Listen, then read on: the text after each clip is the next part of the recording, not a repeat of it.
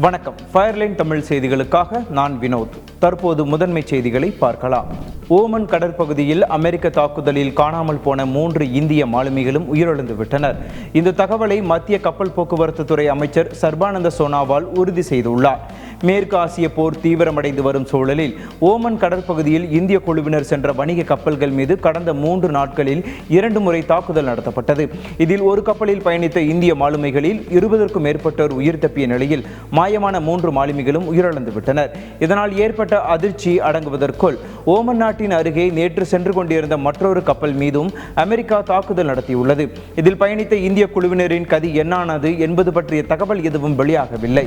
கடந்த 4 நாட்களில் இந்திய பணியாளர்களை கொண்ட கப்பல் தாக்கப்படுவது இது 3வது முறையாகும்.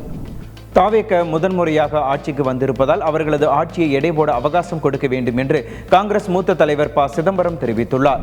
சென்னையில் நேற்று செய்தியாளர்களுக்கு பேட்டியளித்த அவர், தமிழக வெற்றிக் கழகம் கட்சி தொடங்கிய 2 ஆண்டுகளில் ஆட்சியை பிடித்திருப்பது மிகப்பெரிய சாதனை என்று பாராட்டினார்.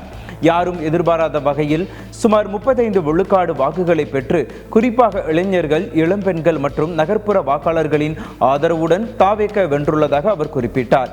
இந்தியா கூட்டணியில் இருந்து திமுக விலகுவதாக மு.க. ஸ்டாலின் தன்னிடம் கூறவில்லை என்று சிதம்பரம் குறிப்பிட்டார். தாவேக தற்போதுதான் ஆட்சிக்கு வந்துள்ளது. 31 அமைச்சர்கள் சட்டப்பேரவை அனுபவம் இல்லாதவர்கள். 100 எம்எல்ஏக்கள் முதன்முறையாக சட்டப்பேரவைக்குள் வந்துள்ளனர். அவர்களுக்கு அவகாசம் கொடுக்க வேண்டும் என்று ப. சிதம்பரம் கேட்டுக்கொண்டார்.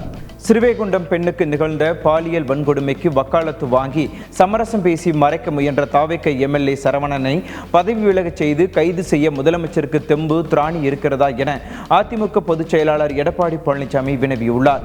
இதுகுறித்து அவர் வெளியிட்ட எக்ஸ் பதிவில், தூத்துக்குடி மாவட்டம் ஸ்ரீவைகுண்டம் பகுதியில் இன்றைய முதலமைச்சரின் ரசிகையான பெண் ஒருவர் ஆளுங்கட்சி தாவேக நிர்வாகிகளால் பாலியல் வன்கொடுமைக்கு ஆளாக்கப்பட்டதாக வரும் செய்தி அதிர்ச்சி அளிப்பதாக தெரிவித்துள்ளார். ஸ்ரீவைகுண்டம் தாவேக எம்எல்ஏ சரவணன் ஆதரவில் இந்த கொடூரத்தை ஆளுங்கட்சியைச் சேர்ந்த 2 பேர் அரங்கேற்றியுள்ளதாக தெரிகிறது. மேலும் இதனை மறைக்க தாவேக எம்எல்ஏ சரவணனே அந்த பெண்ணிடம் அமைச்சரிடம் பேசி வேலை வாங்கி தருவதாக சமரசம் பேசியதாக செய்திகள் வருகிறது என இபிஎஸ் சாடியுள்ளார். சிங்கப்பெண் அதிரடிப்படைக்கான முதல் வழக்கே ஆளுங்கட்சி வழக்கா?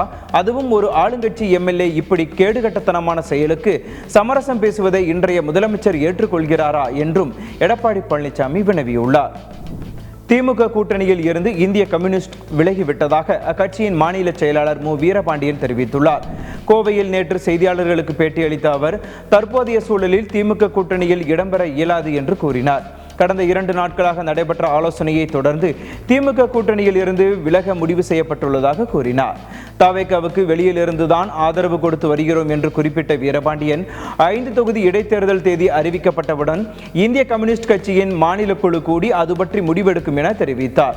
அதில் எந்த ஜனநாயக அணியுடனும் சேர வேண்டும் என்பது பற்றி அப்போதைய சூழலை பொறுத்து முடிவு செய்யப்படும் என்று மு. வீரபாண்டியன் கூறினார். இருமொழி கொள்கையில் முதலமைச்சர் விஜய் உறுதியாக இருக்க வேண்டும், மெட்ரோ திட்டங்களை நிறைவேற்ற வேண்டும் எனவும் மு. வீரபாண்டியன் வலியுறுத்தினார். கூட்டணியில் யார் இருந்தாலும் இல்லாவிட்டாலும் திமுகவுக்கு கவலை இல்லை என்று அக்கட்சியின் அமைப்பு செயலாளர் RS பாரதி தெரிவித்துள்ளார். சென்னை அண்ணா அறிவாலயத்தில் நேற்று செய்தியாளர்களிடம் பேசிய அவர், திமுக கூட்டணியில் தற்போது இல்லை என்று இந்திய கம்யூனிஸ்ட் கட்சியின் மாநில செயலாளர் மு. வீரபாண்டியன் கூறியது பற்றி கேள்வி எழுப்பப்பட்டது. இதற்கு பதிலளித்த RS பாரதி, கம்யூனிஸ்ட் தோழர்கள் கடந்த 10 ஆண்டுகளுக்கு மேலாக திமுகவுடன் இணைந்து பணியாற்றி உள்ளனர். அதற்காக அவர்களுக்கு நன்றி தெரிவித்துக் கொள்வதாக குறிப்பிட்டார். இடதுசாரிகள் பலமுறை நட்புடன் இருந்து பிரிந்து சென்ற வரலாறு உண்டு. தற்போது கூட்டணி இல்லை என்பது தற்காலிக சூழல், எப்போதும் இல்லை என்று அவர்கள் சொல்லவில்லை என பாரதி கூறினார். ஒரு நாளில் ஏற்பட்ட மனச்சங்கடம் குறித்து அவர்களிடம் கேட்க வேண்டும், ஆனாலும் திமுக கவலைப்படாது என RS பாரதி தெரிவித்தார். அறிவிக்கப்படாத மின்வெட்டால் தமிழ்நாடு இருளை நோக்கி நகர்ந்து கொண்டிருப்பதாக அதிமுக பொதுச் செயலாளர் எடப்பாடி பழனிசாமி குற்றம் சாட்டியுள்ளார். இது தொடர்பாக தனது எக்ஸ் தளத்தில் பதிவிட்டுள்ள அவர், மாநிலத்தில் கோடை வெயிலுடன் அறிவிக்கப்படாத மின்தடையும் அதிகரித்திருப்பதால் மின் தேவை வரலாற்று உச்சத்தை தொற்றுள்ளதாக தெரிவித்துள்ளார். இதனால் வீடுகள், சிறு தொழில்கள், விவசாயம் என அனைத்தும் பாதிக்கப்படுவதாக மக்கள் குற்றம் சாட்டுகின்றனர் என இபிஎஸ் குறிப்பிட்டுள்ளார். மின்வெட்டு என்று சமூக வலைதளங்களில் நாள்தோறும் ஆயிரக்கணக்கில் பதிவுகள் வருவதை காண முடிவதாக அவர் கூறியுள்ளார். மின்துறை அமைச்சரோ ஃபியூஸ் கேரியர் திருட்டு என்று விளக்கமளிக்கிறார். தமிழ்நாடு முழுவதும் ஒரே நேரத்தில் ஃபியூஸ் கேரியர் திருட்டு போனதா என மக்கள் கேள்வி எழுப்புகின்றனர் எனவும் எடப்பாடி பழனிசாமி வினவியுள்ளார். மறைந்த இயக்குனர் இமயம் பாரதி ராஜாவின் உடல் அவரது சொந்த ஊரில் நேற்று முழு அரசு மரியாதையுடன் நல்லடக்கம் செய்யப்பட்டது. சென்னையில் நேற்று முன்தினம் காலமான அவரது உடல் நீலாங்கரையில் உள்ள அவரது இல்லத்தில் பொதுமக்கள் அஞ்சலிக்காக வைக்கப்பட்டது.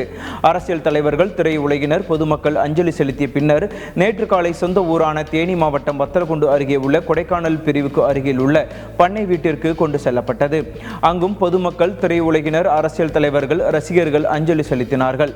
அரசு சார்பில் அமைச்சர்கள் நிர்மல்குமார், வன்னியரசு ஆகியோர் மலர் வளையம் வைத்து அவரது உடலுக்கு அஞ்சலி செலுத்தினர். பிறகு மாலை 4 மணிக்கு பாரதி ராஜாவின் உடலுக்கு இறுதிச் சடங்கு செய்யும் ஏற்பாடுகள் தொடங்கின. காவல்துறையினரின் பேண்ட் வாத்தியம் இசைக்கப்பட்டு 72 குண்டுகள் முழங்க பாரதி ராஜாவின் உடல் நல்லடக்கம் செய்யப்பட்டது. மேற்கு வங்க சட்டப்பேரவை தேர்தல் தோல்வியால் ஏற்பட்ட அதிர்ச்சியில் இருந்து மீள்வதற்குள் திரிணாமுல் காங்கிரஸ் கட்சியில் உள்கட்சி பூசல் உச்சகட்டத்தை எட்டியுள்ளது. மூத்த தலைவரும் மக்களவை எம்பியுமான கல்யாண் பானர்ஜி கட்சியின் பொதுச் செயலாளர் அபிஷேக் பானர்ஜிக்கு எதிராக பகிரங்கமாக போர்க்கொடி உயர்த்தியுள்ளார். மேலும் கட்சித் தலைவர் மம்தா பானர்ஜிக்கு நானா அல்லது அபிஷேகா என்பதை முடிவு செய்யுமாறு அதிரடியாக எச்சரிக்கை விடுத்துள்ளார். மம்தா பானர்ஜியின் தீவிர விசுவாசியாக அறியப்படும் கல்யாண் பானர்ஜி டெல்லியில் செய்தியாளர்களை சந்தித்த போது தனது அதிருப்தியை வெளிப்படையாக பகிர்ந்து கொண்டார்.